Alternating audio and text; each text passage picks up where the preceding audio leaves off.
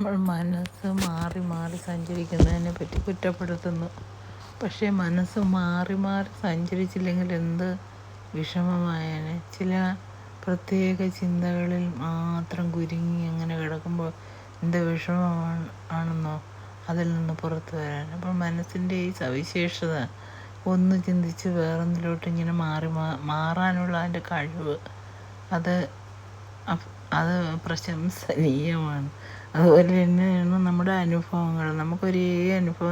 ഒരനുഭവം തന്നെ എപ്പോഴും ഉണ്ടായിക്കൊണ്ടിരുന്നാൽ വളരെ വിരസമായിരിക്കും ജീവിതം. അപ്പോൾ എല്ലാം ഏറ്റക്കുറച്ചിലൂടെ നമ്മളിങ്ങനെ അനുഭവിക്കണം. അതാണ് ജീവിതം.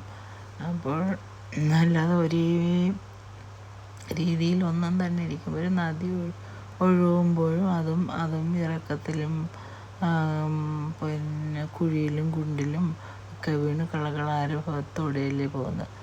അപ്പോൾ അതിനിങ്ങനെ ഒരേപോലെ ഇങ്ങനെ ഒഴുകിക്കൊണ്ടിരുന്നതിന് അതൊരു ഭംഗിയാണ് കയ്യിലല്ല. അതിനും നദിക്കും ബോറടിക്കുക. അതുപോലെ തന്നെ എല്ലാം കടലിൽ തിരമാലകൾ എല്ലാം ഇങ്ങനെ ഫ്ലക്ച്വേറ്റ് ചെയ്തതെന്ന് വെച്ചാൽ ഈ അനങ്ങിക്കൊണ്ടിരിക്കുക, എല്ലാം ഇങ്ങനെ മാറിക്കൊണ്ടിരിക്കണം. എന്നാലേ അതാണ് പ്രകൃതിയുടെ നിയമം.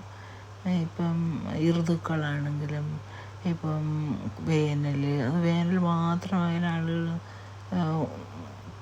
ഉരുവി ചത്തുപോകും. കുറേ കഴിയുമ്പോൾ മഴ വരും. പിന്നെ അത് കഴിഞ്ഞിട്ട് പൂക്കളൊക്കെ വിടരും. സ്പ്രിങ്, സമ്മർ, അങ്ങനെ ഓരോ കാലങ്ങൾ എല്ലാ രാജ്യങ്ങളിലും ഇല്ലേ. അപ്പോൾ അങ്ങനെ പ്രകൃതിക്ക് തന്നെ അങ്ങനെയുണ്ട്. ഒരു ദിവസം എടുത്താൽ തന്നെ നമുക്ക് അതിലെത്രയോ വ്യത്യാസങ്ങൾ വരും. രാവിലെ നമ്മൾ സൂര്യൻ ഉദിക്കും, കുറച്ച് കഴിയുമ്പോൾ ചൂട് വന്ന് അത് കഴിഞ്ഞിട്ട് അങ്ങനെ മാറി മാറി ആ ദിവസത്തെ തന്നെ ടെമ്പറേച്ചറൊക്കെ മാറി. ഇടയ്ക്കൊരു മഴ, കുറച്ച് കഴിയുമ്പം കുറച്ച് നേരം കാറ്റൊന്നും കാണുകയില്ല. അങ്ങനെ ഇരിക്കുമ്പം പെട്ടെന്ന് നല്ല കുളിർ കാഴ്ച. പ്രകൃതി തന്നെ എന്ത് രസമാണ്. നമ്മൾ ശ്രദ്ധിച്ച് നോക്കിയാൽ നമുക്കറിയാം. അത് തന്നെ നമ്മൾ സന്തോഷിപ്പിക്കാനായിട്ട് ഒരുപാട് വിഭവങ്ങൾ ഒരുക്കി തരുന്നുണ്ട്. ഒരു കിളി തന്നെ പാടിക്കൊണ്ട് ഇങ്ങനെ പോകും. അങ്ങനെ ഇരിക്കുമ്പോൾ ഒരു ദിവസം ഞാൻ മൊബൈലും കൊണ്ടാണ് എപ്പോഴും നടപ്പ്. അപ്പോൾ ഒരു ദിവസം നിന്നപ്പോൾ എന്ത് ഭംഗിയുള്ള ദൃശ്യമായിരുന്നു.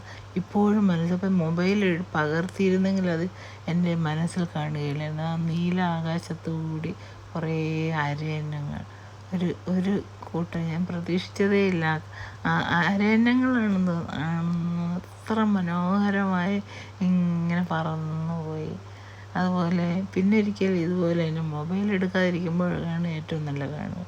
നല്ല കുറേ കോഴികൾ, ഒരു പ്രത്യേക തരത്തിലുള്ള കോഴികൾ. അത് കോഴികളെന്ന് പറയുമ്പോൾ സാധാരണ കോഴികൾ ഓർമ്മ, പക്ഷേ ഇതൊരു വളരെ ഭംഗിയുള്ള കുറേ പൂവൻ കോഴികളും പിടക്കോഴികളും കുഞ്ഞുങ്ങളും. അപ്പോൾ അവർ ഇവിടെ വീടിൻ്റെ അടുത്ത് ഉള്ളൊരു വീട്ടിലുള്ളതാണ്. അപ്പോൾ ഇനി ആ ദൃശ്യം റിപ്പീറ്റ് ചെയ്യുമെന്ന് എനിക്കറിഞ്ഞില്ല. പക്ഷേ അതും എൻ്റെ മനസ്സിനെ കവർന്നതാണ്. അപ്പോൾ അതുപോലെ അടുത്ത് തന്നെ ഒരു മരത്തിൽ ഇങ്ങനെ എപ്പോഴും പൂക്കളിങ്ങനെ വളരെ ഭംഗിയായിട്ട്, അതൊരു പ്രത്യേക സമയത്ത് ചെയ്യുമ്പോൾ ആ ചെമ്പരത്തിക്കൊക്കെ വളരെ നല്ലൊരു ചുവന്ന നിറമാണ്. അത് എത്ര നോക്കിയെന്നാലും മതിയാവുകയില്ല.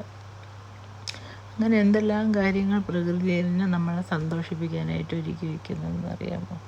ചില ദിവസങ്ങളിലോട്ടൊക്കെ മഴയും നനഞ്ഞ് മഴത്തുള്ളികളൊക്കെ ഓരോന്നിലിങ്ങനെ പറ്റിപ്പിടിച്ചൊക്കെ ഇരിക്കും. അപ്പോൾ നോക്കിയാൽ നമുക്ക് വിരസമാവുന്നില്ല. എല്ലാം മാറി മാറി ഇങ്ങനെ ഇരിക്കുന്നത് കൊണ്ട് വിരസമാവുന്നില്ല.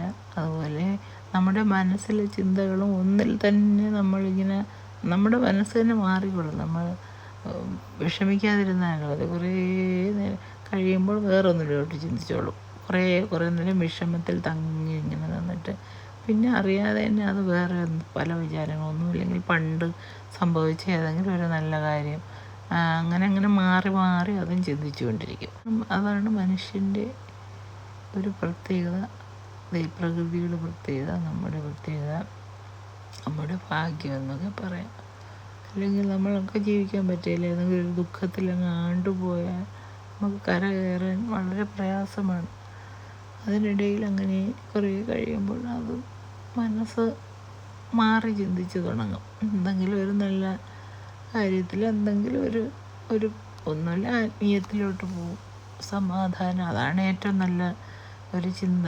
എനിക്ക് മനസ്സിന് നിമ്മതി ഉണ്ടാകുന്നത് ഈ ചപലതകളിൽ നിന്നൊക്കെ മാറി അല്പം ഉയർന്ന ഒരു ചിന്താഗതിയോടെ നമ്മളെല്ലാത്തിനെയും നമ്മുടെ നിയന്ത്രണ വിധേയമാവുമ്പോഴാണ് എൻ്റെ മനസ്സിന് ശാന്തി കിട്ടുന്നത്. ഞാൻ ഏതെങ്കിലും ചിന്തകൾക്ക് അടിമപ്പെടുമ്പോൾ അത് എന്നെ വല്ലാതെ തളർത്തും, ഏത് ചിന്തയായാലും. അപ്പോൾ ഞാനിങ്ങനെ കയറാനായിട്ട് ഇങ്ങനെ ഒരു മെഡിറ്റേറ്റീവ് മോഡിൽ നടക്കും.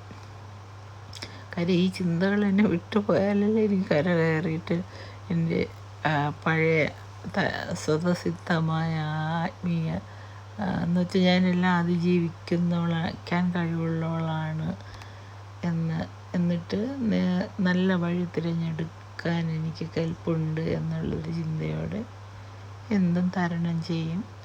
ദൈവം ഒരുക്കി തരുന്ന പാതയിലൂടെ സധൈര്യം സഞ്ചരിക്കും എന്നുള്ളൊരു ചിന്ത ദൈവത്തിനെ വിളിച്ചുകൊണ്ട്. അതാണ് എൻ്റെ എനിക്ക് മനസ്സമാധാനം തരുന്ന ഒരു ചിന്ത. അതുപോലെ തന്നെ നമ്മൾ എപ്പോഴും ഒരുപോലെ ഇരിക്കാനും പറ്റത്ര നാളേരം ഉണർന്നിരിക്കുകയായിരുന്നു. ഇനി ഉറങ്ങണം, മനസ്സിനും റെസ്റ്റ് കൊടുക്കണം, ശരീരത്തിന് റെസ്റ്റ് കൊടുക്കണം. അപ്പം എല്ലാം മാറി മാറി ഒന്നും ശാശ്വതമല്ല ഈ ലോകത്ത്. നമ്മുടെ ഒരു നിമിഷം പോലും അതുപോലെ ഇരിക്കുകയില്ല. അപ്പം ഗുഡ് നൈറ്റ്.